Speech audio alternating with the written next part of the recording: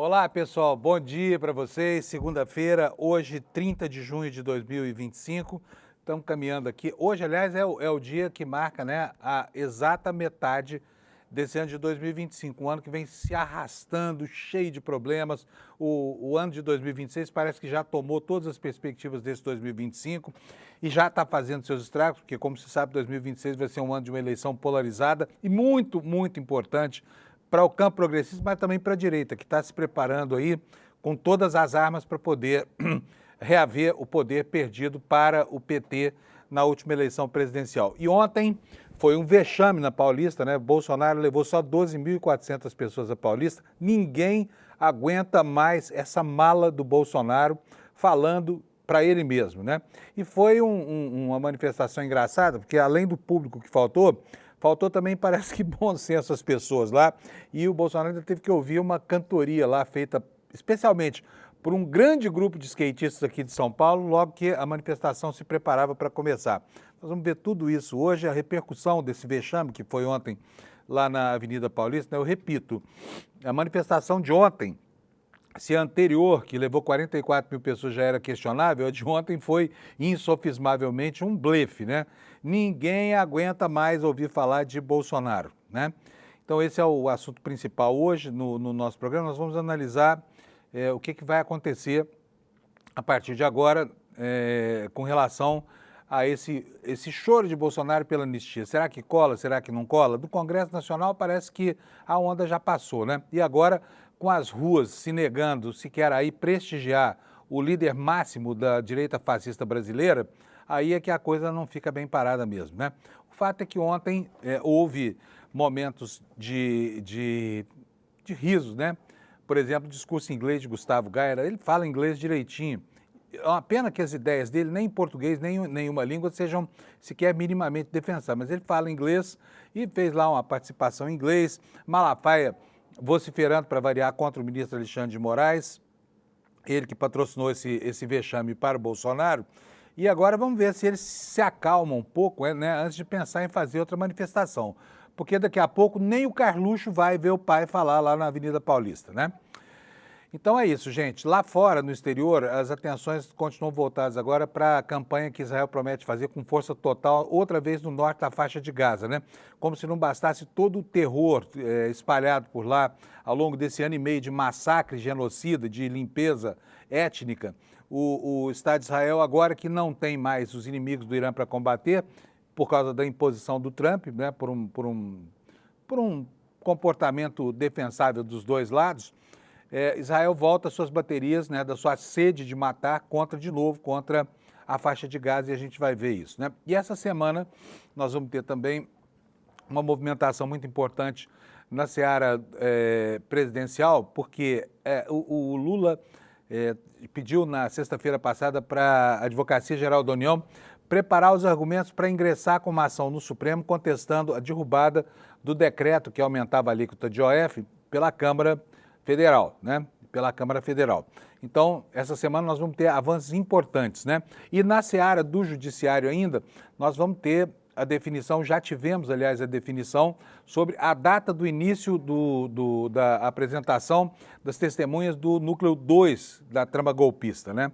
Vai ser entre o dia 12 e 14 de junho, portanto, de hoje a 2 semanas. Segunda-feira da semana que vem a gente vai ter isso tudo acontecendo lá em Brasília, né? Gente, hoje nós estamos sem o Alex aqui, foi um fim de semana importante, porque nós tivemos lá o Bayern de Munique detonando o Flamengo num jogo que teve 10 minutos de pânico inicial e depois, apesar da recuperação, o Flamengo dançou, né? Restam apenas 2 times brasileiros agora, porque o Botafogo saiu, o Flamengo saiu também, portanto restam 2 clubes brasileiros ainda disputando lá o Mundial de Clubes lá nos Estados Unidos, né? E o Palmeiras está caminhando, o Palmeiras está nas quartas de final. Será que vai trazer para casa o título que os adversários o acusam de não ter um título mundial? Está chegando aí, né? E ainda que você não seja palmeirense, é bom ver esse time, né, entre os que vão aí avançando no campeonato. Mas o Alex hoje, que é a nossa cornucópia dos assuntos futebolísticos, está de folga. Então nós não vamos ter aqui hoje nenhum comentário sobre futebol, tá bom? Vamos começar o dia falando sobre a meteorologia, como a gente faz todo santo dia aqui.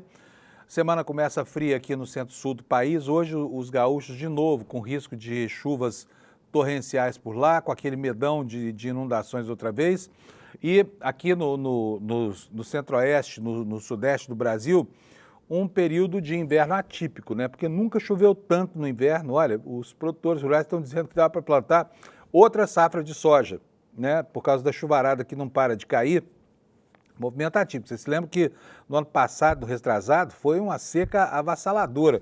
Nós tivemos aquelas nuvens de poeira, né, nas plantações que levavam embora aí toneladas e toneladas de insumos, né, da palhada das lavouras que restaram da estação das chuvas, mas esse ano não está acontecendo nada disso. Esse ano nós temos um clima absolutamente ameno, tranquilo, muito mais frio do que a gente esperava e assim caminha este inverno recém-iniciado. Está aí na tela para vocês o mapa da previsão do tempo. Eu vou começar vendo aqui os alertas, né, para que a gente possa saber se há alguma situação de risco hoje no Brasil. Está aqui o mapa, olha, hoje está tranquilo, nós temos só 2 zonas, né, assinaladas com alertas aqui, mas são alertas fracos, alertas amarelos. Esse aqui do litoral do Nordeste, que vai de Pernambuco até Alagoas, vai ter chuva lá, tem acumulado de chuva também. Solo hidratado, risco para quem mora em morro.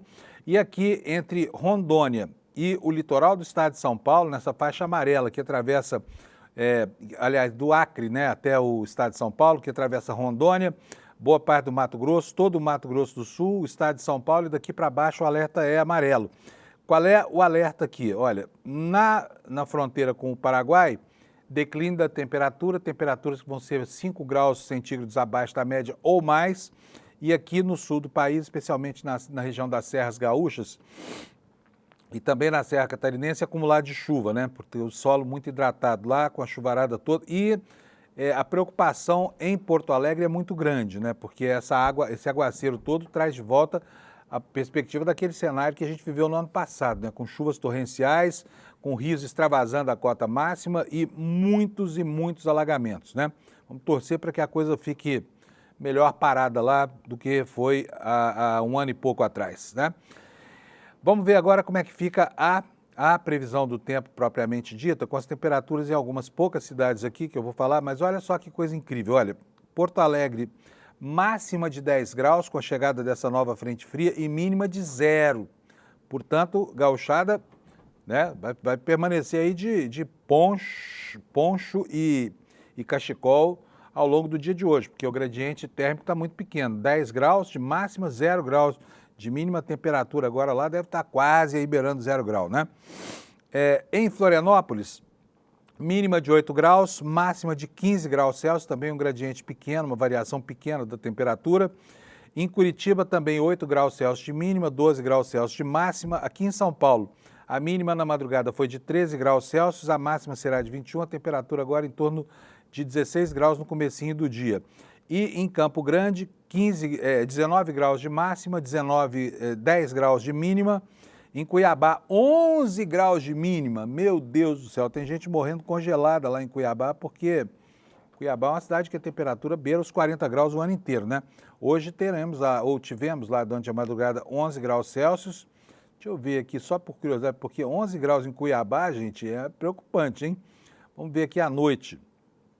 Como é que vai estar a temperatura lá em Cuiabá? Tá aqui, olha, 11 graus, a temperatura para a noite hoje. Então, pessoal lá do Mato Grosso, ó, bote roupa aí, porque sair de casa hoje vai ser um desafio para vocês, tá bom?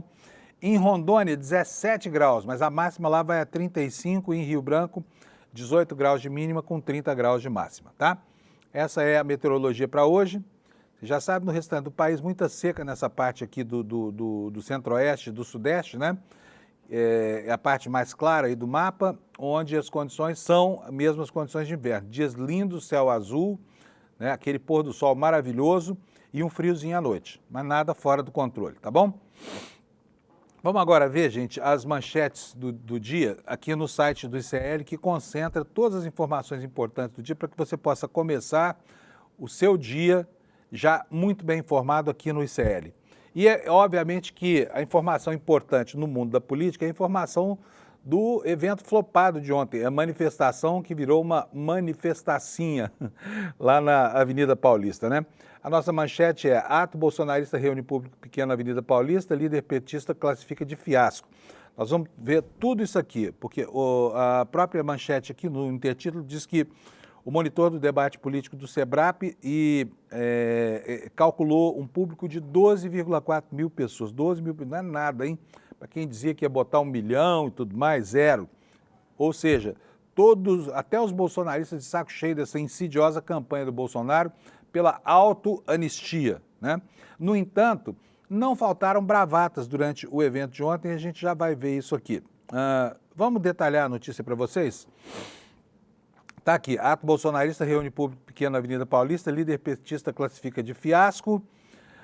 O ato chamado pelo ex-presidente Jair Bolsonaro neste domingo na Avenida Paulista reuniu visivelmente menos participantes do que em manifestações anteriores da direita. Os próprios bolsonaristas que estavam no trio elétrico reconheceram que estava mais esvaziado em comparação a outros que foram feitos no mesmo local. Em frente ao MASP, o público não chegou sequer a preencher um único quarteirão. Já do outro lado, na altura da rua Peixoto Gomide, o público se espalhou por cerca de 2 quarteirões. O deputado Sóstenes Cavalcante, que é líder do PL no Congresso Nacional, disse que o fato de ter sido realizado no fim do mês prejudicou o quórum na avenida, como se isso fosse uma questão de economia popular, né? O que disse o Sóstenes Cavalcante? Acho interessante quem fala que está esvaziado. Realmente, é o penúltimo dia do mês. Nosso povo vem sempre pagando passagem, mais as despesas de Uber. O jogo do Flamengo contra o Bayern de Munique no mesmo dia pela Copa do Mundo de Clubes também pode ter desmotivado alguns fiéis, além do início das férias em muitas escolas, segundo Sóstenes Cavalcante. Quer dizer, um monte de fatores aqui, nada ligado, né, à choradeira de Bolsonaro e ao estado de profundo saco cheio em que o país se encontra dessa catilinária, né, pós-golpe, que tem como único objetivo tentar forçar o Supremo Tribunal Federal a dar uma folga aí, né, para o líder dos golpistas, que é o Bolsonaro. E o que mais que o Sóstenes disse? Faça um desafio à esquerda de colocar nas ruas 1/3 da quantidade de gente que nós colocamos. Mas aí basta um ônibus, né, Sóstenes? Aí é moleza, se for só 1/3, gente, olha, esquerda, vamos fazer o desafio aí para ver, vamos aceitar o desafio para ver qual é a prenda que será paga pelo Sóstenes Cavalcante, né? Outro fator citado pelos aliados foram as férias escolares, né? E, enfim, aqui a informação da participação é um cálculo científico com a margem de erro que, embora elevada, não mudaria muito o cenário, ainda que estivesse totalmente subdimensionada, né, a participação popular nesse ato. Diz aqui a reportagem no portal do ICL, diz o seguinte: o levantamento realizado pelo monitor do debate político do SEBRAP e a ONG More in Common calculou que o público deste domingo na Paulista foi de 12,4 mil pessoas. A medição foi feita às 15h40, momento de pico da manifestação, por meio de fotos tiradas por drones e por um sistema de inteligência artificial. A mesma contagem citou a presença de 44.009 pessoas, 45 mil, vai, não sejamos preciosistas, no ato de 6 de abril na Paulista e de 18,3 mil pessoas em Copacabana, no ato de 16 de março. O evento foi encerrado por volta das 16 horas, depois do discurso do ex-presidente. Na véspera do ato, o Bolsonaro participou de uma live promovida por aliados para tentar chamar mais apoiadores. Em falas e discursos, apoiadores falaram que é preciso perseverança do momento vivido pelo ex-presidente, com processo em estágio avançado no Supremo Tribunal Federal. Abre aspas aqui: no ato esvaziado da Paulista teve reza, teoria da conspiração, ataques ao Supremo, defesa golpista e até pedido de sanções contra o Brasil. O governador de São Paulo tentou posar de moderado, trocando a camisa amarela da seleção pela azul, mas repetiu o mesmo roteiro. Atacou o PT e exaltou o Bolsonaro. Está no mesmo barco. O ato foi uma derrota política. Quem falou isso aqui? Lindbergh, líder do governo, né? Petista que é líder do governo, lá na Câmara Federal. Gente, agora houve um momento ali de frustração. Vocês vão ver agora, eu vou começar a colocar para vocês aqui os vídeos que a gente selecionou sobre esse evento. E são vídeos que denotam exatamente o que estava acontecendo ali. Vamos lá, olha, primeiro de tudo, né, antes da manifestação, quando a concentração era notadamente pequena, ainda teve mais algo, uma pitada enfim, uma pitada de protesto do campo progressista dentro do evento dos bolsonaristas, né? Eles tiveram que engolir uma manifestação de centenas de skatistas que chegaram lá de surpresa. Ninguém sabe de onde saiu tanta gente, quem foi que mobilizou, mas o fato é que a garotada chegou a Paulista e chegou aprontando, falando alto. Querem ver só? Vamos rodar para vocês aqui o VT sobre como é que foi essa chegada desconcertante dos skatistas no ambiente do protesto contra o Supremo feito pelos bolsonaristas. Roda para nós.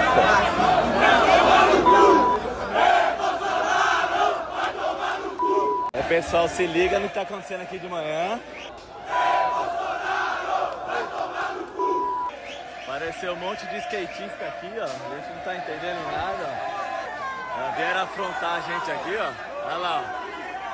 Os skatistas vieram aqui na Paulista afrontar os manifestantes pacíficos. Negócio de skate, mano. Alguma coisa de skate. Agora, o que eles estão reivindicando, aí ninguém sabe.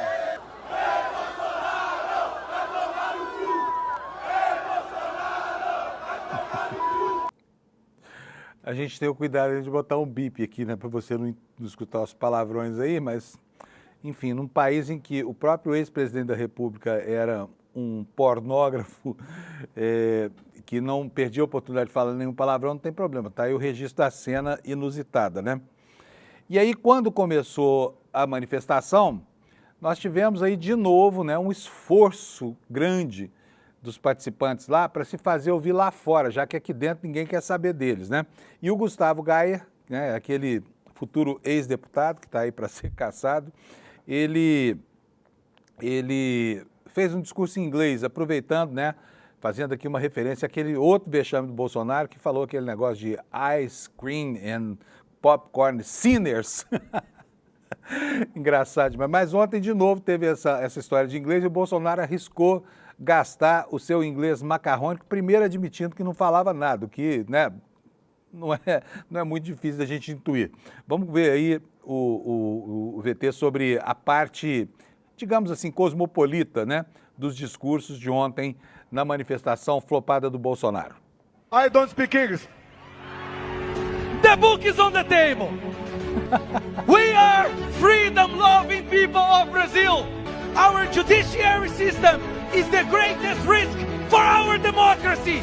Make Brazil great again. Make Brazil great again. Se perguntar para ele o que é isso, ele não sabe, tá? Ele só sabe que ele ouviu isso lá do pessoal do Trump, né? E aí, momento culminante.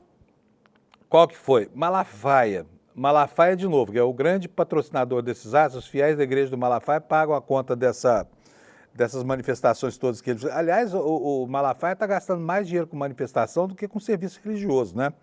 Mas o Malafaia ontem falou uma verdade. O Malafaia falou algo de que não se pode discordar. Quer ver só? Roda o VT, por favor. Se isso aqui é um país sério, ele tomava um impeachment e ia para cadeia. Sabe por que um cara desse não toma um impeachment? Porque quem tem o poder para isso é o Senado? Eu vou dizer para vocês. Porque nós temos uma direita prostituta, vagabunda, que se vende. Nós temos uma direita séria e verdadeira, mas grande parte dela é um bando de vagabundo vendilhão. Muito bom. Vitão, agora, o Vitão hoje está aqui no lugar do Alex, tá, gente? Está sofrendo ali na direção de TV aqui com as minhas mudanças de roteiro. Nós vamos colocar agora o VT Bolsonaro Anistia, tá? Para ver o que o Bolsonaro falou. Ontem, parece ter jogado a toalha finalmente, porque pela primeira vez num ato público, né, publicamente, ele admitiu que nem precisa ser candidato, coisa que não será mesmo, porque está inelegível, mas enfim, admitiu a possibilidade de não disputar a eleição pela primeira vez, né? Disse ao público, no entanto, ao público miúdo que estava ali, que quer mudar o Brasil se derem para ele a condição de ter maioria na Câmara e no Senado, né? Que é uma perspectiva que não está no horizonte de ninguém, só no horizonte do Bolsonaro. Então vamos ver aí o VT Bolsonaro Anistia, Vitão, por favor. Se alguém aqui agora está reclamando da sua vida, lembre-se que pessoas iguais a você, inocentes, humildes, mães, pais, avós, agora estão olhando para cima e vendo um concreto numa penitenciária. Quem está preso e deve alguma coisa, sente. Agora, quem está preso e nada deve, isso é uma tortura. E a anistia é competência privativa do Congresso Nacional. Por uma minoria que, usando o poder da sua caneta, tentou jogar o Brasil nos braços de uma ditadura que vocês sabem como ela começa e como ela termina. Compareça, vá a Copacabana. É por todos nós. Nós já anistiamos Nem no precisa mais, passado tá bom. quem fez... Tá bom, não precisa mais ver o que esse cara tem falado sobre anistia. O fato é que é o seguinte, já não tinha quase ninguém para assistir lá de baixo, né? Então agora ele está começando a se encaminhar para isso. Só que tinha ali ao lado dele alguém que os bolsonaristas raiz consideram quase que um inimigo, né? Vão ter que se haver com esse cara, porque, né, a campanha está lançada, está na rua. Só falta fazer uma admissão explícita disso, que é quem? É o governador de São Paulo, Tarcísio. Ontem o que se esperava, o que os bolsonaristas esperavam do Tarcísio é que metesse, que rufasse o pau no Supremo Tribunal Federal. Acontece que ele não fez isso. Olha, ele inclusive trocou a camiseta amarela, né, que é o uniforme dos patriotários, por uma camiseta azul. Está se distanciando visivelmente do Bolsonaro, né? E olha, ele falou bem do Bolsonaro, obviamente, porque o Bolsonaro estava ali do lado dele, não ia deixar de elogiar também, né? Mas o que os bolsonaristas esperavam para alinhar, né, a criatura e o criador, era que ele criticasse o Supremo Tribunal Federal. E isso o Tarcísio não fez. Roda o VT, Vitão. Em 2 anos e 7 meses, destruíram tudo. Olha o prejuízo dos Correios, olha o que estão fazendo. E eu quero saber, eu quero que vocês me respondam se o Brasil aguenta. E eu vou dizer para vocês, o Brasil não aguenta mais a desfaçatez. Aguenta ou não aguenta? O Brasil não aguenta mais o gasto desenfreado. Aguenta ou não aguenta? O Brasil não aguenta mais a política de campeões nacionais, porque eles voltaram. O Brasil não aguenta mais a corrupção. Aguenta ou não aguenta? O Brasil não aguenta mais o governo gastador, o juro alto. Aguenta ou não aguenta? Quem paga essa conta do juro alto são vocês. É o pequeno empresário, é o pequeno produtor. O Brasil não aguenta mais aumento de imposto. Aguenta ou não aguenta? O Brasil não aguenta mais o PT. Aguenta ou não aguenta? É por isso que a gente quer ver fora o PT. Fora o PT. O Brasil não merece esses caras. Fora PT e nada de Bolsonaro, né? Falando já, né, incorporando aí enfim, a figura do candidato que ele fatalmente será, né? Então foi assim ontem o ato esvaziadíssimo, né? Agora vamos ver quando é que essa direita terá coragem de chamar uma outra manifestação, porque a gente já viu aí que não cola, né?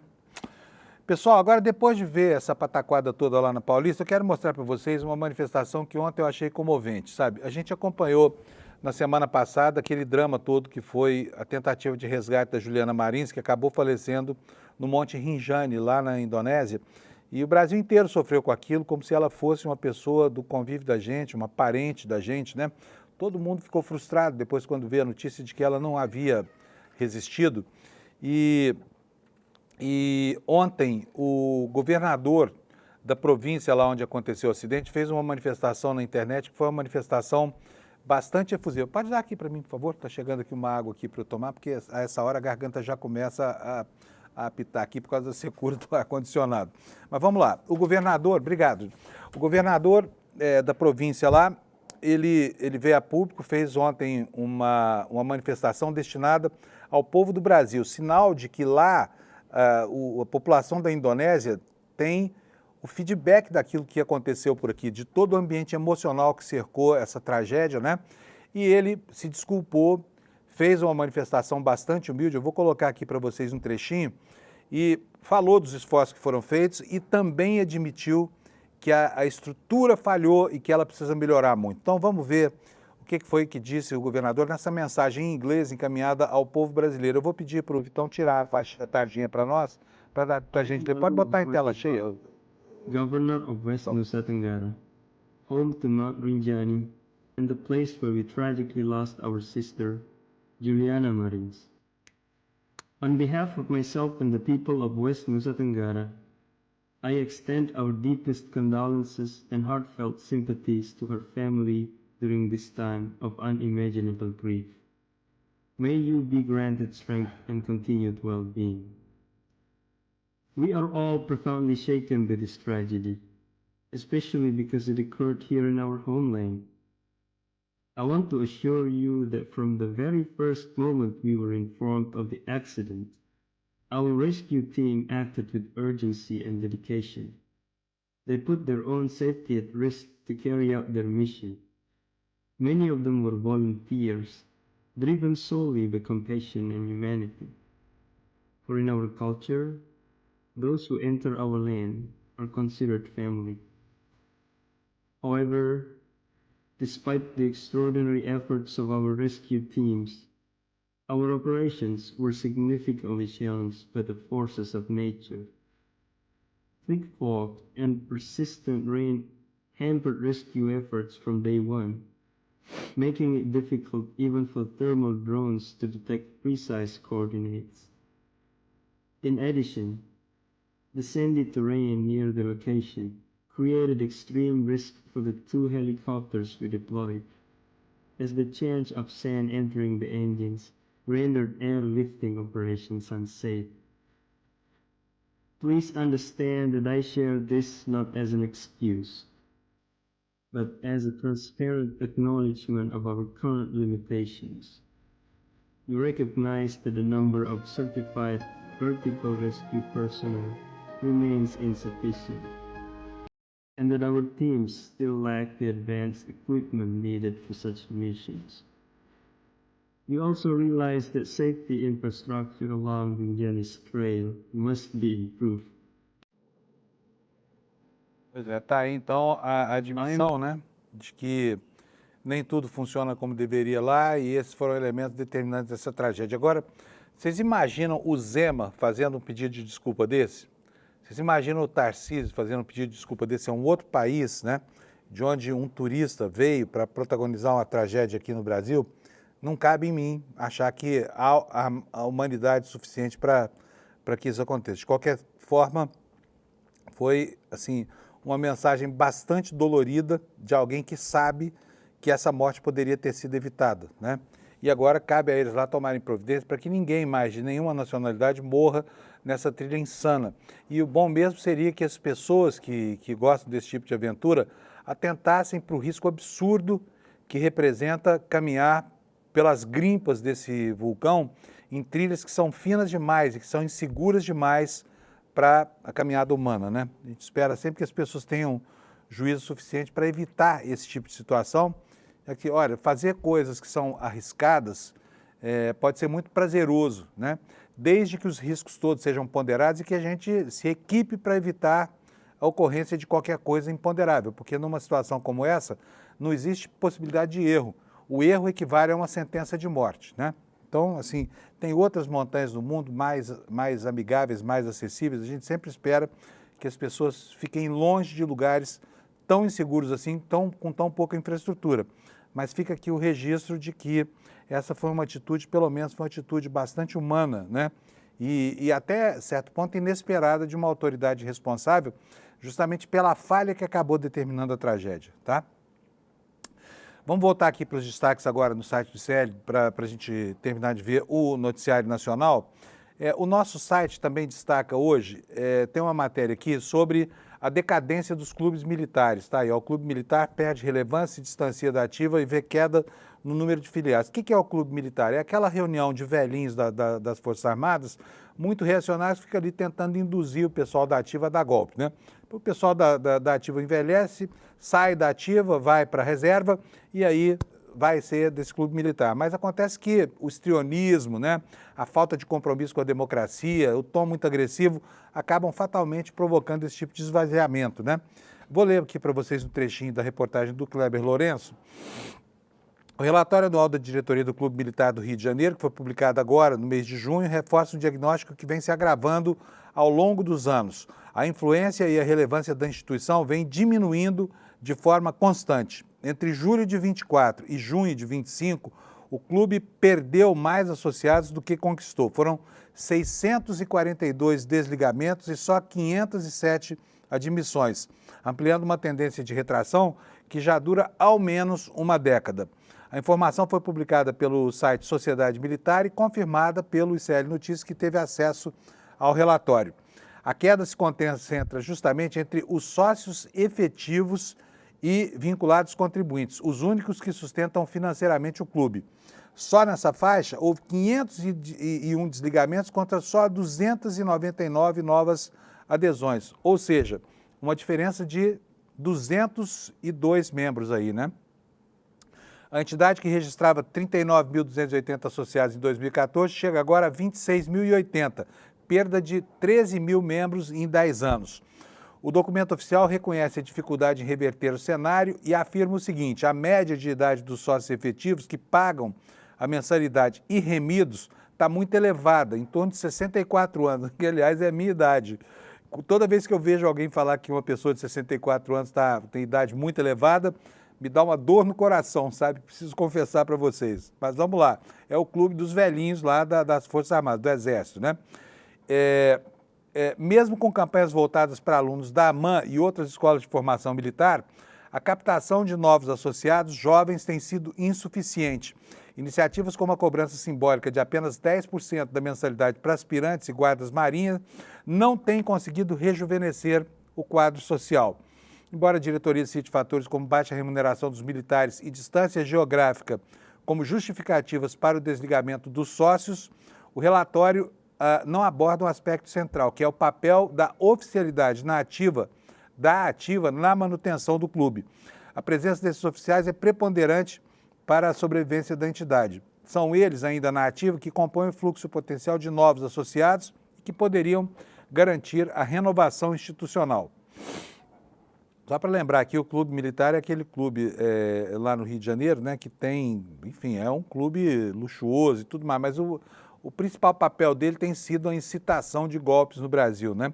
Talvez esse choro dos velhinhos lá da direção do Clube Militar esteja mais afastando do que agregando novos associados, né? E aqui a nossa reportagem lembra que esse vínculo levanta uma outra questão. O Clube Militar há décadas é palco de manifestações políticas, muitas vezes alinhados a segmentos ideológicos específicos dentro das Forças Armadas. Se a oficialidade da ativa é sócia da instituição, então participa direta ou indiretamente do ambiente político cultivado ali. Ou seja, os sócios acabam se associando não apenas ao clube, mas também ao seu ideário, né? Se não participa ativamente, diz o texto aqui do Kleber, poderia e talvez devesse exercer mais influência para assegurar um perfil mais institucional e apolítico do clube. E só para terminar aqui, o relatório destaca que, apesar das dificuldades com a arrecadação, a gestão conseguiu fechar 2024 com R$175 mil de superávit, tá bom? São as informações do Clube Militar lá do Rio de Janeiro, instituição que está na base dos últimos movimentos golpistas do Brasil. Aqui nós temos mais uma informação, eu já acabei de mostrar para vocês aqui o vídeo. O Tarcísio falou ontem, rasgou o verbo lá, mas não falou aquilo que os bolsonaristas queriam, né? E isso está gerando críticas entre os bolsonaristas. Ele criticou o governo Lula, fez lá o discurso de que ninguém aguenta mais o PT, que a gente já viu aqui, mas falar contra o Supremo, que é a obsessão de Bolsonaro, isso acabou não acontecendo. Olha só, gente, nós estamos vivendo um momento de baixíssima popularidade do Congresso Nacional. Nós estamos vivendo também um momento de baixíssima popularidade de outras instituições brasileiras, né? Mas o Congresso, que é uma instituição bastante transparente, pelo menos ela está sujeita à crítica social, está vivendo lá uma onda de memes, que está aí anotada no nosso site, né? Uma onda de memes que rotula os parlamentares, muito adequadamente, aliás, de defensores de riscos e de gastadores. As duas coisas estão corretas, então a percepção popular está muito certa. E aqui nós temos aqui, olha, as imagens, né, de parlamentares aí, olha, com um comportamento que é deplorável, né? O que diz a nossa reportagem sobre isso, sobre essa onda de memes que varre a internet? É bastante expressiva a recente enxurrada de críticas nas redes sociais de deputados e senadores. No mês de junho, 92%, ou seja, quase tudo, quase todas as citações ao Congresso Nacional nas redes sociais foram negativas. Os motivos da insatisfação são bastante evidentes, principalmente pelas medidas impopulares, pelos nababescos gastos públicos, pela percepção de conivência, alinhamento com o interesse de elite econômicas e o mote Congresso inimigo do povo, explica o analista de redes Pedro Barciela. Como costuma acontecer no ambiente digital, a melhor tradução para essa raiva dos congressistas é feita em memes que tem inundado o Instagram, o X e também o Facebook. Um dos mais vistos foi o vídeo em que o presidente da Câmara, Hugo Mota, bebe o uísque direto da garrafa. Essa foto aqui, ó, que a gente acabou de ver, tá? Vamos lá. Então tá aqui, o republicano Hugo Mota bebendo o uísque direto da garrafa durante uma festa junina em Patos, cidade da Paraíba, que está dentro do seu domínio eleitoral. Dentro não, é reduto, o pai dele é prefeito lá. Na adaptação que corre nas redes, a garrafa estampa a palavra emendas, numa alusão ao alto valor das emendas que foi gasto pelo Congresso sem qualquer transparência ou controle do Executivo e do Judiciário. Uma outra ilustração que imita uma história em quadrinhos com personagens desenhados no estilo da série Os Simpsons, né? Um homem de terno seria representante do governo, fala: vamos taxar os bancos e as casas de aposta. Tá aqui, ó. E aí os outros respondem lá, ó, exagero, coitados, né? E eu acho que esse meme aqui ficaria melhor mesmo se tivesse aqui o presidente do PP, né? Que é um homem que devotou a vida dele à defesa dos pobres coitados dos ricos desse país, né? O Ciro Nogueira. Bom, vamos lá, vamos pular de assunto aqui para você ficar mais bem informado. Eu falava aqui, né, sobre rejeição, sobre impopularidade de instituições, e o Datafolha sondou a rejeição a algumas instituições, ao Congresso, ao Supremo Tribunal Federal, né, onde é muito desigual a avaliação. Ela depende, a imagem que se tem do Supremo depende da adesão ao lado do espectro ideológico em que a pessoa que responde à pesquisa considera, né? Então, o Datafolha, ele constatou duas realidades diferentes. Olha só, a rejeição do Supremo chega a 91%. Mais uma vez, 91% é todo mundo, tá? Até dada a margem de erro dessa pesquisa, né? 91% de rejeição entre bolsonaristas, mais entre petistas ou simpatizantes do PT, cai para apenas 36%. Pesquisa mostra ainda que o sentimento de vergonha em relação aos parlamentares chega a quase 60%. Desta vez, a metodologia da pesquisa mudou, né? A metodologia, porque ela colocou dois sentimentos, né? De vergonha e de orgulho. E aí as pessoas responderam essa pesquisa dimensionando o que sentem em relação a essas instituições. O que diz a matéria aqui? Pesquisa do Instituto Datafolha mostrou que o sentimento de vergonha em relação ao Supremo Tribunal Federal alcança anualmente uma fatia de 58% da população. Mas aqui nós estamos falando da média, tá? E é difícil a gente entender média ou mediana, né, num estudo que constata diferenças tão profundas, divergências tão profundas entre a maneira de enxergar de um lado e de outro, né? Então, 58% da população, na média, tem vergonha dessa instituição. 30% afirmam ter orgulho da corte. 11% não sabem avaliar. Publicado no sábado, o levantamento também destaca a diferença de avaliação do Supremo entre eleitores do PL de Bolsonaro e do PT de Lula.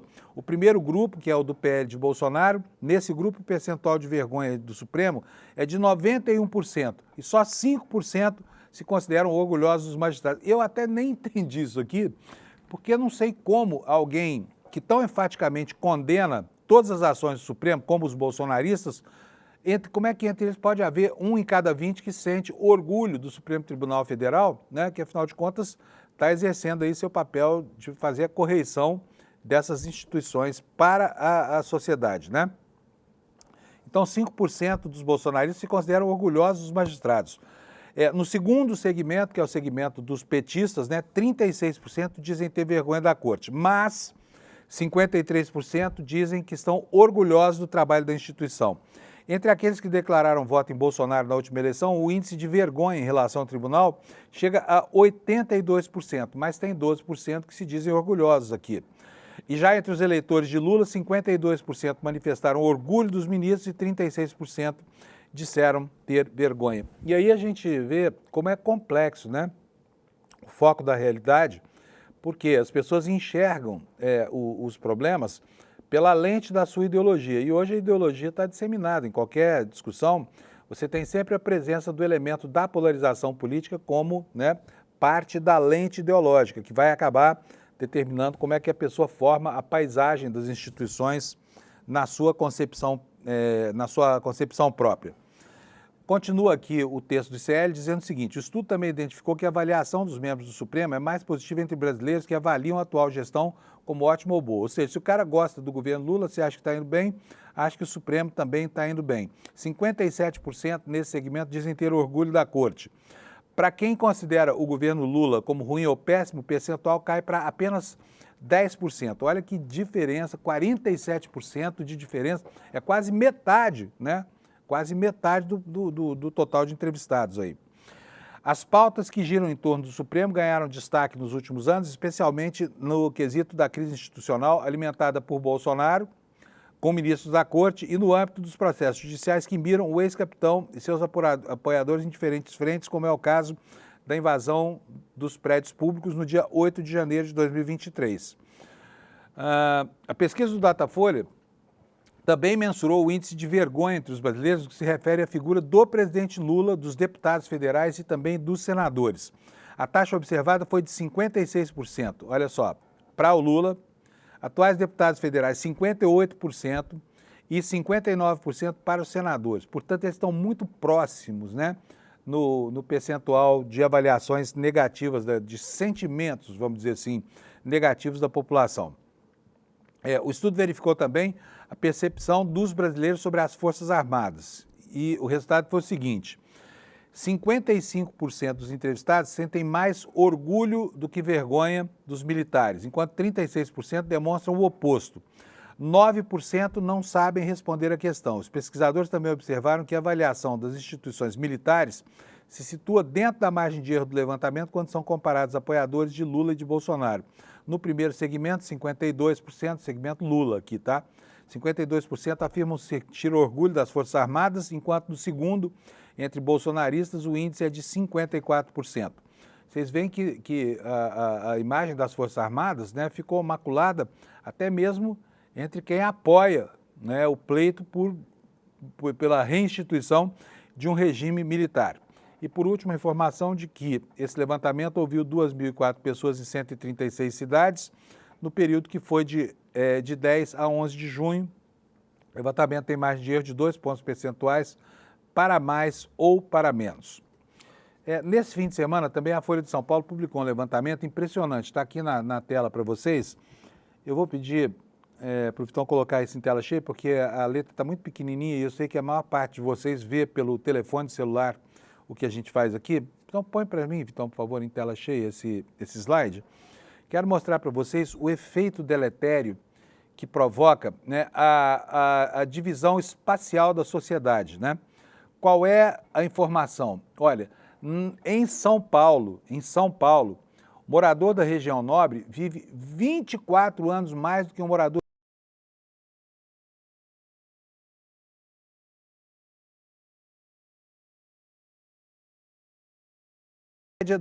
do país, né? Então vamos ver.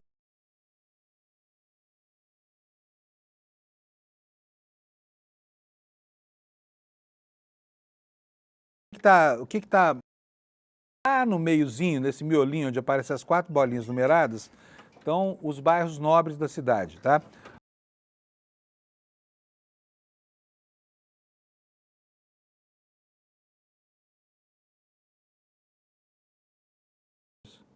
Chega a 81%, e as Perdizes, outro bairro de classe média alta de São Paulo, onde a expectativa de vida chega a 80 anos. Isso não estamos falando do centro da cidade de São Paulo. Vou pedir para o Vitão botar o mapa para você que não é daqui, localizar na sua cabeça, porque quando a gente fala centro, é esse lugar aqui, olha, onde estão essas 4 bolinhas, tá vendo só? Aí vamos ver agora quais são os locais da cidade onde a população vive menos. Nós vimos que ela chega a 80 anos aí, né? A expectativa de vida supera os 80 anos nesses bairros nobres. Agora, nesses extremos aí que aparecem em cor de rosa, no destaque, nós temos o pior perfil de expectativa de vida na cidade de São Paulo. São justamente algumas das regiões mais distantes do centro. Eu vou começar.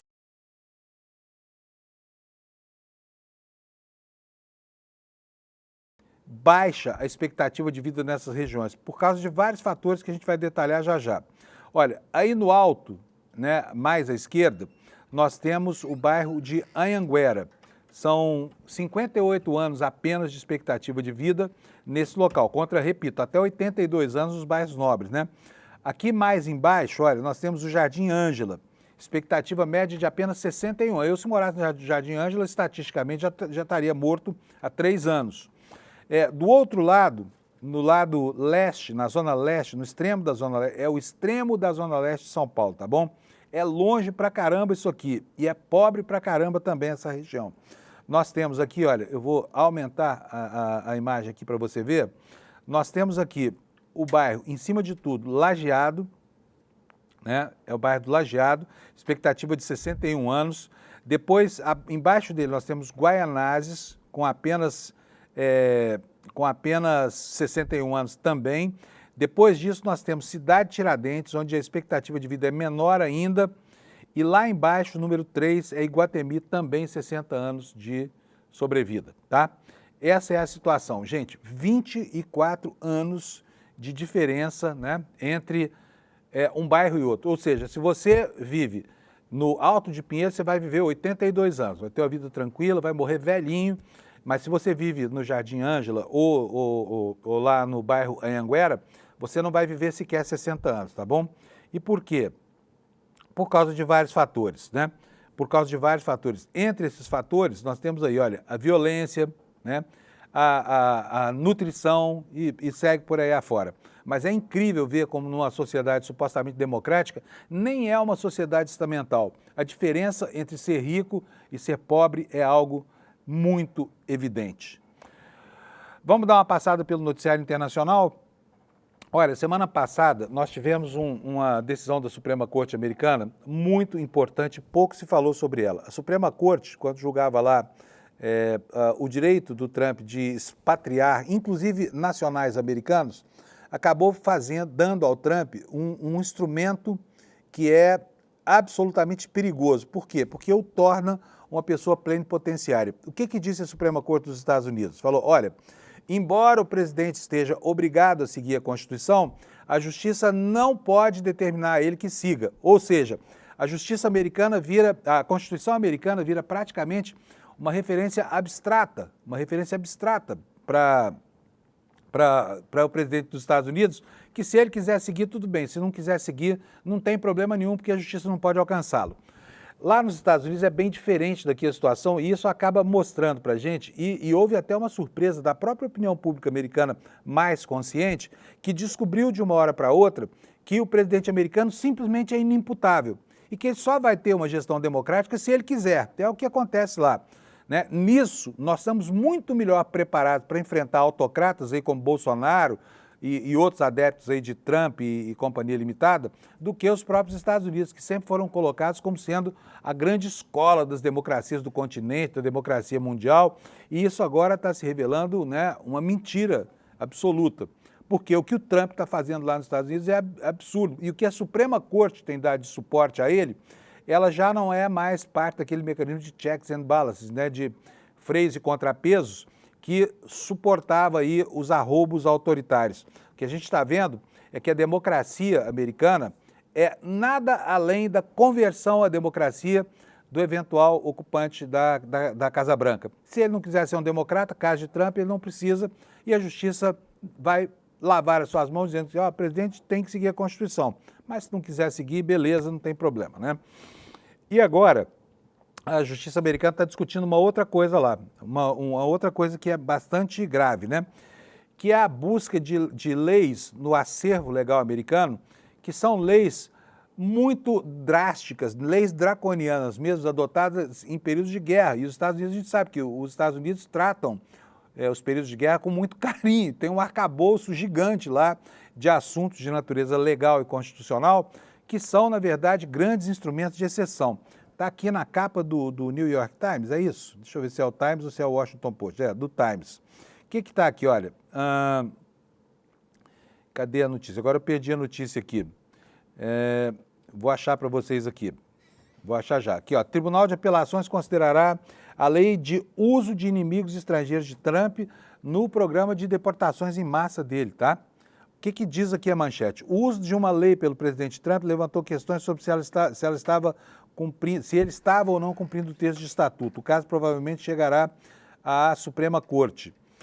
E aqui eu vou ler para vocês um trechinho da matéria para que vocês tenham uma ideia do que é esse assunto. Olha, está aí. Tribunal de Apelações considerará a lei do uso de inimigos estrangeiros de Trump, caso perante um dos tribunais mais conservadores do país, será o primeiro a chegar à Suprema Corte. Aqui diz respeito ao Tribunal de Apelações de New Orleans, tá? Lá no sulzinho dos Estados Unidos. A matéria do New York Times diz que essa lei, a lei dos inimigos estrangeiros, havia sido usada apenas 3 vezes na história dos Estados Unidos e todas elas durante períodos de guerra. A forma como Trump invocou levantou questões significativas sobre ele estava ou não cumprindo o texto do estatuto. Por mais de 3 meses, tribunais de todo o país têm lutado para responder a essas perguntas e decidir se o presidente ultrapassou ou não os limites da lei para perseguir um dos seus principais objetivos políticos, que é deportar em massa os imigrantes. Na segunda-feira, hoje, um Tribunal Federal de Apelações de New Orleans também considerará essas questões, no que provavelmente será a batalha jurídica decisiva sobre a lei dos inimigos estrangeiros pelo Trump, né? E aqui o New York Times nos conta o que é essa lei, uma lei de 1798, quando os Estados Unidos, ainda em formação, estavam ameaçados de uma guerra com a França, e aí a lei dos inimigos estrangeiros concedeu ao presidente amplos poderes para deter e expulsar membros de uma nação estrangeira hostil.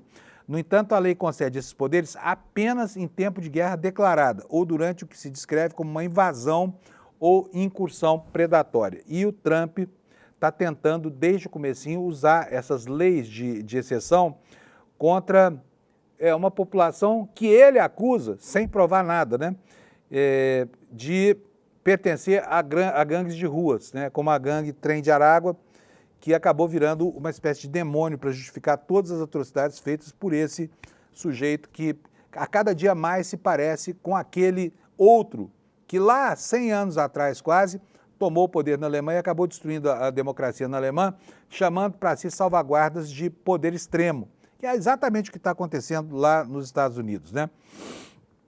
Sobre essas acusações de pertencerem ao Trem de Aragua e tudo mais, a matéria diz o seguinte: o presidente e seus assessores têm afirmado repetidamente que os homens não são meros criminosos, mas trabalhavam em estreita colaboração com o governo da Venezuela. E, além disso, argumentaram que a presença deles em solo americano equivalia a uma invasão por um país estrangeiro hostil. Essa é a argumentação que ele usa para tentar convencer a justiça de que tem que usar esses instrumentos para se locupletar, tá? Vamos pular agora. Olha, por falar nisso, o que é que ele fala? Ele fala assim, não, são todos uns bandidos, são todos membros de gangues, eles estão aqui para afrontar o poder nos Estados Unidos, trabalham para aqueles comunistas da Venezuela. Só que o ICE, né, a polícia lá, a SS nazista do Trump, o que ela está fazendo? Ela está indo prender gente em local de trabalho, tá? Ela está indo prender gente em local de trabalho. Aí, veja só, restaurantes, fazendas, enfim, obras de engenharia civil, né, que empregam muitos estrangeiros, sem eles, inclusive, esses segmentos da economia americana nem trabalham, né? Mas o ICE está lá prendendo. Mas sabe quem é que é punido com isso? Só os imigrantes, só os trabalhadores. Porque os patrões que lucram muito contratando ilegalmente, pagando salário de fome, sem nenhum direito social, sem nada, né, num regime de trabalho quase escravo, esses estão imunes à fiscalização do ICE, né? O que nos diz o Washington Post aqui? Que o Trump concentrou as batidas em locais de trabalho, sempre pequenas empresas, como parte da iniciativa do governo para aumentar as prisões. Olha só. As operações de fiscalização do Departamento de Segurança Interna têm se concentrado predominantemente em prender trabalhadores, em vez de punir os empregadores, porque é óbvio que se alguém está em condição ilegal, quem o contrata se beneficia dessa condição, ou não, né? Mas aqui tem uma justificativa dos patrões e uma justificativa também do ICE para não punir os patrões. Olha, Desde o início, o Departamento de Imigrações e Alfândega, o ICE, o famigerado ICE, publicou comunicados à imprensa sobre aproximadamente 2 dúzias de batidas de policiais que fizeram na seção Fiscalização em Locais de Trabalho, lá no site dele. Veículos de comunicação locais documentaram dezenas de outras batidas policiais. O Washington Post conseguiu identificar apenas um único empregador acusado após as batidas divulgadas pelo ICE. O Post analisou processos judiciais, buscou registro envolvendo indivíduos nomeados em registros corporativos de empresas que o DHS realizou batidas policiais. Então, eles vão lá, prendem os trabalhadores, que são apresentados depois como bandidos, como se estivessem ali delinquindo, traficando droga, transportando gente entre as fronteiras, mas eles estão, na verdade, trabalhando quando são presos, né? E o alvo dessas operações sempre são pequenos negócios. Trump não se mete com grandes firmas, tá? Não se mete. O que nos diz aqui o Washington Post? As batidas policiais conduzidas pelos agentes do ICE têm como alvo principal pequenos negócios como lava-rápidos. Algumas são realizadas em questão de minutos, ou seja, parece uma blitzkrieg, né?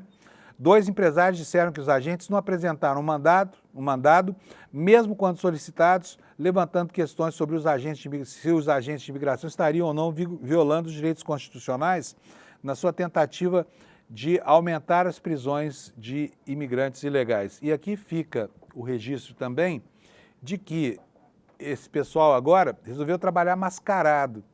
Não se sabe se por vergonha, né, do papel social nefasto que cumprem, ou mesmo se para evitarem a identificação das atrocidades e das ilegalidades cometidas durante essas batidas policiais, né?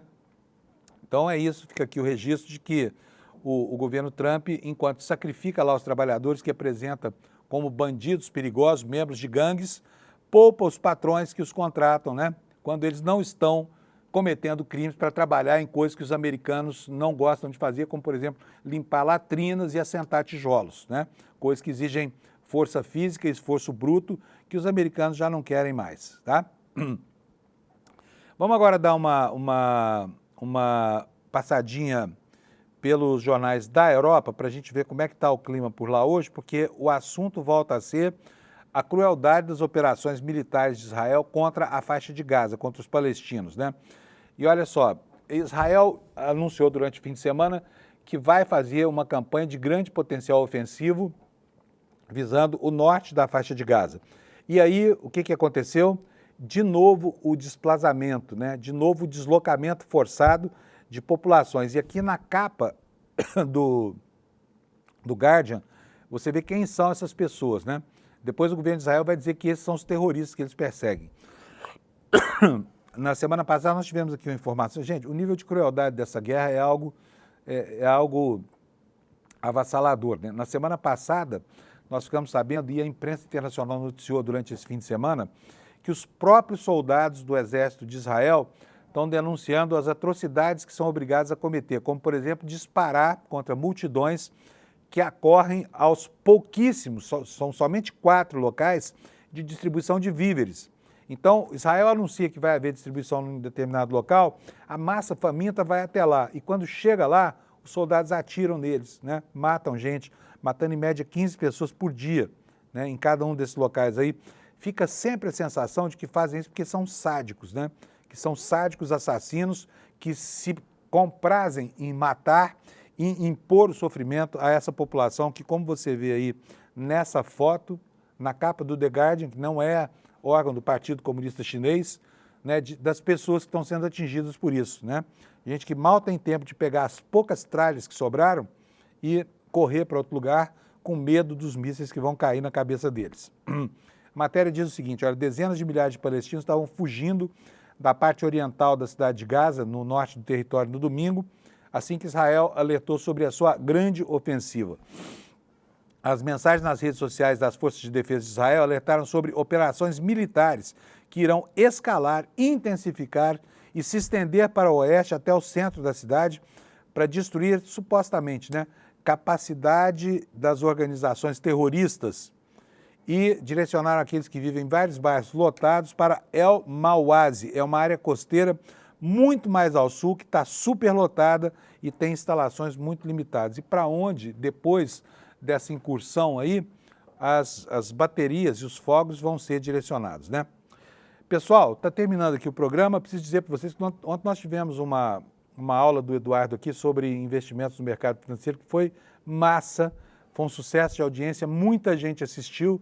E se você não conseguiu assistir, olha aqui, ó, hoje o replay está liberado, então assista, porque é gratuito, é para todo mundo, não precisa ser membro aqui da comunidade do ICL, tá bom? E ele vai falar sobre como investir em meio a toda essa crise de liquidez aí, né, pelos fatores políticos internos e por toda essa tensão que acontece no mundo. Se você não assistiu, pode assistir, está liberado o replay, tá bom? Você vai aqui nesse link aqui, olha, aqui, despertaicl.com.br. Vai aí que você pega o link e vai assistir o replay para você aprender o que fazer com o seu dinheiro, para que o seu patrimônio não corra risco por causa de volatilidade e até por causa da desonestidade de certas corretoras, né? Um abração para vocês, obrigado pela audiência e amanhã estamos aqui 7 da manhã para ver como é que ficou o mundo nas próximas 24 horas. Fala, turma! É o seguinte, quer mais uma chance para assistir a nossa aula que fez o maior sucesso de educação financeira? Teve gente que perdeu por diversos motivos, né? Até por ter esquecido simplesmente e está querendo assistir. Então a gente vai liberar um link aqui para você poder assistir a aula e aproveitar tudo que ela trouxe de bom para as pessoas que estavam lá. Realmente, é uma hora para mudar completamente a sua visão sobre o mundo das finanças e dos investimentos. E no final da aula também uma chance de você se juntar a mais de 70 mil pessoas que fazem parte da nossa comunidade, que todos os dias acompanham os mercados e tem toda essa nossa ajuda, esse nosso suporte para reequilibrar a sua vida financeira, tá bom? Boa aula para vocês!